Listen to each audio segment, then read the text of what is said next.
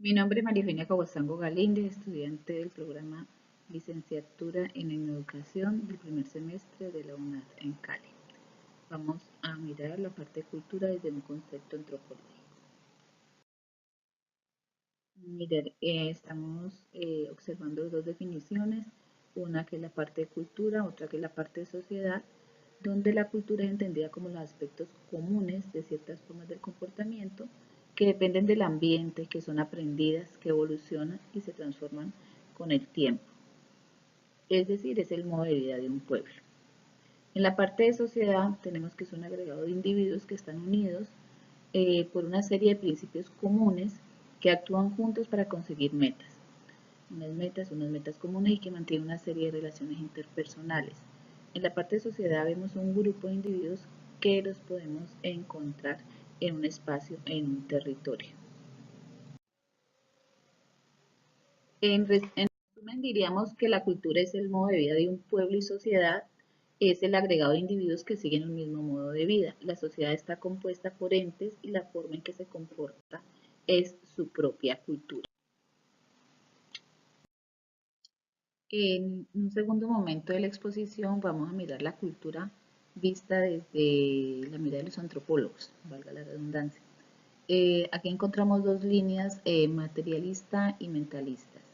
Para la parte materialista, vemos que la cultura es el resultado del comportamiento que se puede observar y el uso de los objetos materiales que facilitan la adaptación en una sociedad, una comunidad. Para la parte de la línea de los mentalistas, este grupo encontramos quienes defienden la definición de cultura como la parte abstracta, porque se observan pautas de conducta y no la cultura en su totalidad.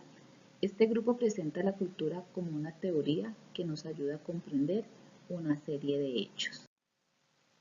Pasamos a un tercer momento de la exposición donde veremos la evolución del concepto de cultura.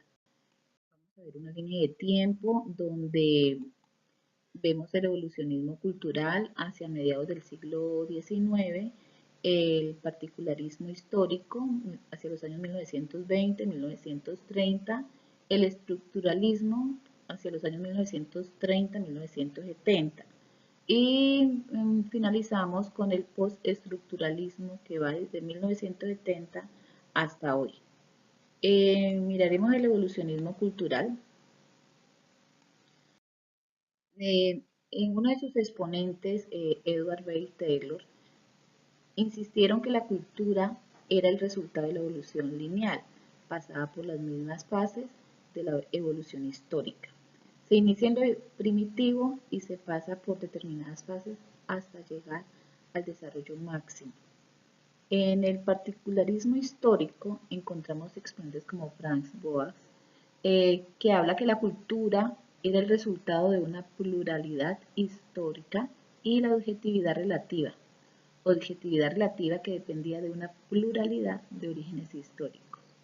Estas se producían de acuerdo a sus propios orígenes particulares. Miremos entonces en otra parte de la línea del tiempo que estamos hacia el estructuralismo, uno de sus exponentes, Claude Levi Strauss, donde él determina la cultura en tres fases. Él habla de tres fases. Una, la fase concreta, otra, la fase abstracta, otra, la fase simbólica.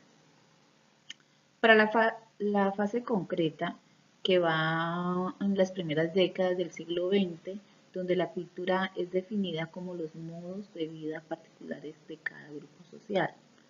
En la fase abstracta, hacia mediados del siglo XX, se habla que la cultura es entendida como un sistema de valores en términos de modelos, pautas o parámetros que regulan el comportamiento. Somos el resultado o el reflejo de lo que vemos. Así, por ejemplo, si un niño es agresivo en la escuela, es un reflejo de lo que está viendo en su casa. Para la parte de la tercera fase, la fase simbólica, que va hacia 1950, esta dice, se determina que la cultura era el resultado del sentido de la significación establecida por el grupo para interpretar su realidad.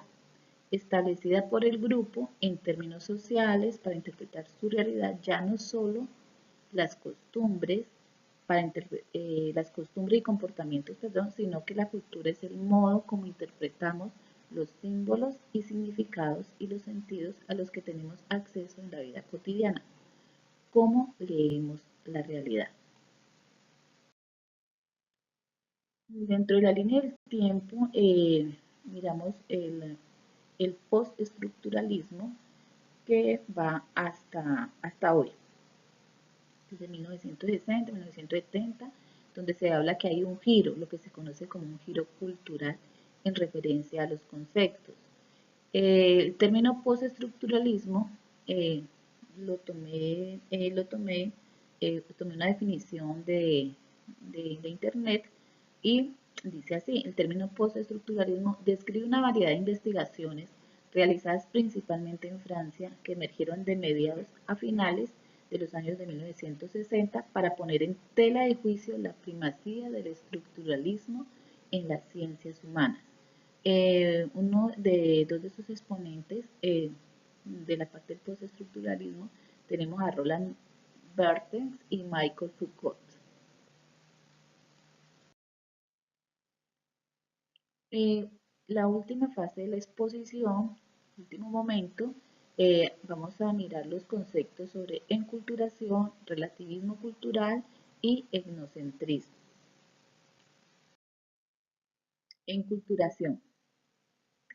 En este concepto nos indica el aprendizaje tanto consciente como inconsciente por el que las generaciones más jóvenes adquieren los conocimientos sociales y los modos de comportamiento de las generaciones mayores. Así, un niño adquiere su conocimiento a través de sus abuelos, de sus padres, sus abuelos, o sea que va de generación en generación. Actúa en todo individuo desde el mismo momento de su nacimiento, y yo diría que desde mucho antes de su nacimiento también ya estamos viendo la parte de enculturación. Es el medio por el cual se transmite la cultura. Como ejemplo están, pues, por ejemplo, las escrituras. Hoy en día pues tenemos todo lo relacionado a los medios de comunicación para transmitir la cultura. Cabe decir que este puede variar en una etapa más adulta. No significa que porque me enseñan mi cultura desde niña, de pronto en mi etapa más adulta, más joven, que es otra cultura, que me pueda permear lo que ya me han enseñado, mi enculturación. O sea, no es definitivo, aunque se adquiera desde la niñez, no va a ser definitivo hasta la etapa de la adultez, puede sufrir cambios.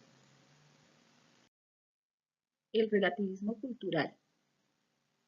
En relativismo cultural tenemos que los rasgos que posee cada cultura y que la hace única y diferente de las demás. Supone que toda pauta cultural es tan digna de respeto como las demás.